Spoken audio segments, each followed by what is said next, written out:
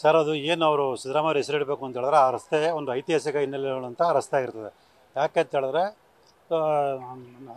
ಮಹಾತ್ಮ ಗಾಂಧೀಜಿ ಅವರಿಂದ ರಾಜಶ್ರೀನ ಬಿರುದನ್ನು ಪಡೆದಂತಹ ನಾಲ್ವಡಿ ಕೃಷ್ಣರಾಜ ಒಡೆಯರ ಎರಡನೇ ಅಕ್ಕ ಶ್ರೀಮತಿ ಕೃಷ್ಣ ಜಮೀನಿ ಮತ್ತು ಅವ್ರ ಮಕ್ಕಳು ಕ್ಷಯರೋಗಕ್ಕೆ ತುತ್ತಾಗಿ ನಿಧನರಾದಂಥ ಒಂದು ವಿಚಾರದಲ್ಲಿ 106 ಎಕರೆಯನ್ನು ದಾನವಾಗಿ ಕೊಟ್ಟಂತಹ ಮಹಾರಾಜರು ಅಲ್ಲಿ ಇಡೀ ಏಷ್ಯಾದಲ್ಲೇ ಮೊದಲನೇ ಬಾರಿಗೆ ಕ್ಷಯರೋಗ ಆಸ್ಪತ್ರೆನ ಪ್ರಾರಂಭ ಮಾಡಿರುವಂಥದ್ದು. ಆ ಐತಿಹಾಸಿಕ ಹಿನ್ನೆಲೆಯುಳ್ಳಂಥ ಆ ರಸ್ತೆಗೆ ಈ ಮೊದಲಿಂದಲೂ ಕೂಡ ಮೈಸೂರು ಜನರು PKTB ಸಂಡೀನ ರಸ್ತೆ ಅಂತಲೇ ಅದನ್ನು ಕರೀತಾ ಇದ್ರು ಮತ್ತು ಅದಕ್ಕೆ ಆ ಹೆಸರನ್ನೇ ಕೂಡ ಉಲ್ಲೇಖ ಮಾಡಿದರು.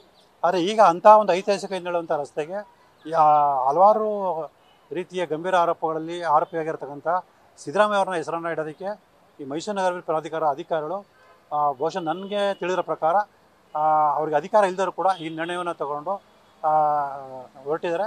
ಸೊ ಇದ್ರ ವಿರುದ್ಧ ಈಗಾಗಲೇ ಸಾಕಷ್ಟು ಜನ ಸಾರ್ವಜನಿಕ ಆಕ್ಷೇಪವನ್ನು ವ್ಯಕ್ತಪಡಿಸಿದ್ದಾರೆ. ಸೊ ನಾನು ಕೂಡ ಈ ಬಗ್ಗೆ ಒಂದು ಕಾನೂನುಬದ್ಧ ಹೋರಾಟವನ್ನು ನಾವು ಮಾಡ್ತಾಯಿದ್ದೀವಿ.